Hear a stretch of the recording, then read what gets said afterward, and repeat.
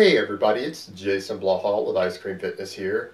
I want to get a couple extra videos in this week because I'm going to be out of town this weekend at the Body Power Expo, where I'm actually going to meet quite a few of you, or at least my subscribers in the UK.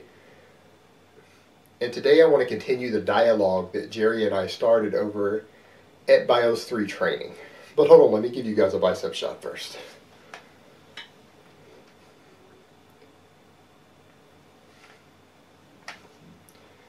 Alright, I want to stick mainly with one topic in this one today because Jerry readdressed some points that I made in the last video, and we kind of saw eye to eye, and he agreed with a lot of what I said, and I'm going to agree with something that he said in his last video. Now, I might burn some bridges with this, and I'm going to upset some people because I am active on some steroid forums, and I have a lot of friends out there in the community right now.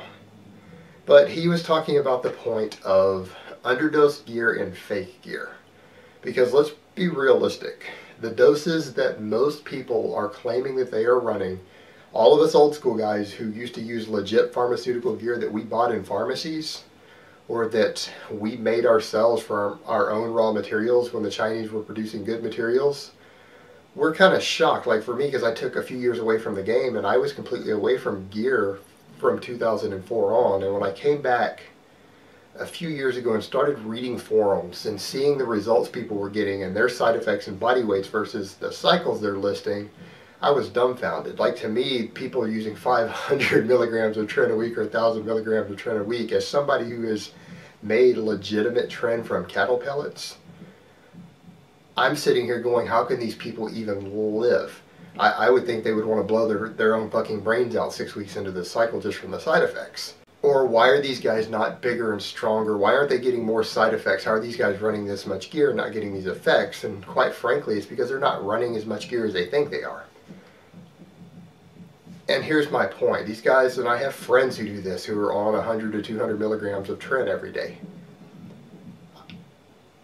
I can promise you, as someone who has used legit tren and known lots of guys who are making their own trenbolone from cattle pellets, and the pellets were made in the United States, so they're dosed within 1% to be legally sold, and we were extracting that and using it back then, the 25 milligrams of tren a day is a lot. You're going to get side effects from it. That's enough to get you contest ready to step on a bodybuilding stage. You're going to get all the typical trenbolone side effects from that, even at 25 milligrams a day, or guys going up to 50 a day. I mean, the guys who were going 50 a day back then were top NPC competitors. You're talking about guys who are planning on earning a pro card eventually. And that sort of dose just produces side effects that most people can't handle, the amount of side effects you're going to get. And so when I hear guys who are running 100 and 200 milligrams of tren a day and they're not just crying continually about the crippling side effects, they're able to actually make it through a workout without cramping up so bad that they have to stop 15 minutes in. Their body isn't covered in acne. They aren't just sweating like a pig everywhere they go to where everyone thinks there's something wrong with them. Then clearly their gear is way underdosed. And that's been my observation of this stuff. Now that I'm kind of back around all of these circles, in my experience, you've got a couple of different things going on with the current underground labs. You've got some really shady labs, and you have some labs that are really and truly trying to run a decent business for their customers. They're probably bodybuilders and athletes themselves, so they kind of care what goes on in the community, and they do a good job of trying to make the products properly. However, what appears to be the case is that the raw materials coming out of China are not really that good. We're not getting the same doses that we used to get. And so with the really bad labs, what they're doing, they're just giving you a low dose of test prop, or they're giving you fake gear completely. And I've seen blood results from friends and other people that would very much confirm that that seems to be the case. That some of those labs, everything they're making is like 50 to 75 milligrams per milliliter of testosterone propionate, and it doesn't matter what they're labeling it as, whether they're labeling it as test inundate or a test blend or DECA or equipoise. You're getting a low dose of prop. They're even selling their Primo that way. And it's because test prop is the cheapest anabolic powder to buy. It's cheaper, and even though they seem to charge more for prop than for others, it's really silly because The raw material is usually about 30 to 40% cheaper than the longer esters if you're buying it. And I know because I used to buy it myself and make this stuff and sell it. I used to get 10 grams of test prop for about $40. So that's about $4 a gram, and that's dirt cheap. So that's what they're doing. And then the guys that are really trying to make legitimate good gear, and there are some out there, I think what's happening is that their raw materials are actually about a fourth to a third of the dose of what they think they are. And it's not necessarily their fault because they're measuring it correctly or close to it, and they're trying to make their mixes good, but the materials are underdosed. So a lot of the guys who think they're using 200 milligrams of D-bol a day are using 50. A lot of the guys who think they're using 100 milligrams of tren a day are getting 25, and so on and so forth. And so therefore you see these big cycles coming out, and then you see guys, and I post over at GH15, you see GH15 who advocates cycle doses that people are going, oh, that's insane, that's insane. But with what's currently out there available in the market of what most guys are using, the kind of doses he's advocating with what's available are kind of what you need to get really good gains. But by comparison, let's go back and compare when people had good gear, the difference. When I was benching 475, 4 reps, and I was squatting 585 astagraphs, 4 reps, I was not on grams of gear. I was on 250 milligrams of test sip every week that I made myself out of raw materials, so quality raw materials back then. I was on 500 milligrams of Deca a week. And then I was using 50 milligrams of Anavar that I bought down in Mexico from a lab down there, which might not have been full dose. So that really is only around a gram a week, and that's when I was repping 475 on the bench press, raw. Look at what the reported cycles were of guys in earlier days. I mean, it had come out through different circles that someone like Lee Haney was running about a gram of Bolanon a week, was his favorite base of his stack.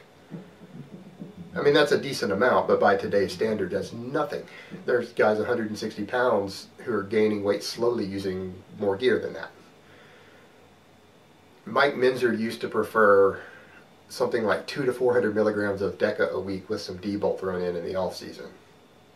But remember, that is legitimate gear. This is not the same stuff people are getting today. You might need a gram to a gram and a half of today's Deca to get the same results. And the same with the D-bols.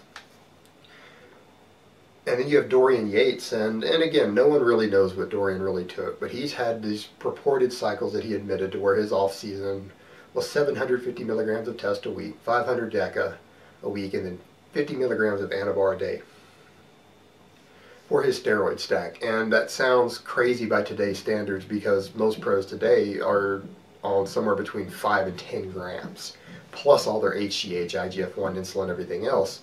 But I think Dorian had mentioned that in an interview, and I thought it was interesting. He was discussing that, is that he said the reason is not that he was on less gear than the guys today, but he was on pharmaceutical grade gear, that everything he was using was from a pharmacy back then, that it wasn't underground labs, and that he thinks the reason guys need so much more gear today is, again, because the underground labs, the stuff is way underdosed.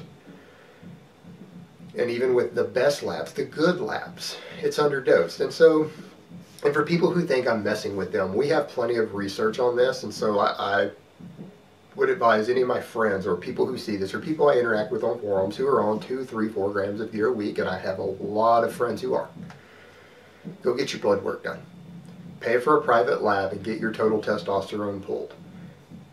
If you are on 2,000 milligrams of any esterized gear, any combination, it doesn't matter whether it's test, tren, Deca, equipoise, whatever, they all produce similar testosterone increases on the blood work. So 2 grams of test a week, your testosterone level should be between 8 and 9,000 nanograms per deciliter if you're on a legitimate 2,000 milligrams of testosterone, and that's not counting the other stuff. If it comes back 2,000 instead of that, then I am dead on the money. It is exactly a 4th dose, because 500 milligrams of testosterone a week, when it's pharmaceutical grade, made in America and done by American scientists on young men, when they pull their blood results, that is what they sit at. They sit at somewhere between 2,000 and 2,200 on 500 milligrams a week. So if that's down where you're at, then you're actually on a 4th of what you think you are. And for anyone who's done pharmaceutical grade gear, try the various stuff. Try your favorite underground lab. A lot of you guys have been running 2 grams of it every week. Come off of it and do research and find out the least fake, and make sure you get legit pharmaceutical amps. Go on a gram of legit pharmaceutical testosterone a week, or even 750 milligrams. And get legit pharmaceutical ancillaries, because you're going to need them if you're prone to gyno or bloat. So buy some legit Arimidex or Aromacin and compare the two, and I think you're going to be shocked at the difference of what a gram of pharmaceutical grade gear does to your strength, your size, your physique versus 2 grams of your favorite underground lab. I think you would be really shocked. So the moral of this story is buyer beware. Do research on your labs. Even if you're buying pharma gear, you need to research the fakes. You guys need to do tons and tons of research on forums and reading and interacting as part of the community before you go get on any gear, or even if you're currently using, because odds are 95% of the people out there are not using what they think they're using. And they could save themselves a whole lot of problems, a whole lot of abscesses, infections, underdosed gear, and everything else if they at least know what they're dealing with. They do the research, and even then when you're using your underground lab gear, know the difference between that and the pharma gear. I think it is safe to assume that with really good underground lab gear that you're getting about 1/4 of what you're supposed to get. And so dose it accordingly. And when in doubt, go get your blood work taken. And remember, every 500 milligrams of gear is going to give you about 2,000 nanograms per deciliter on your testosterone levels. So that's a good way for you to judge the dosing of what you're using versus what you think it really is. And private blood work to get that done would cost you at the most $100. Those mail-in labs that will let you do a finger stick. You can mail in and get a testosterone reading back in a few weeks, and it shouldn't cost you more than $100. So if you're really curious and you really want to know how much you're actually on, that would be the way to do it. So I hope I haven't pissed off too many of my friends and other people that I interact with discussing this, because I even have some friends who are dealers, and so they may not want to hear this, but I'm just going to call it like it is. So I hope it has been informative, and I will talk to you guys next time.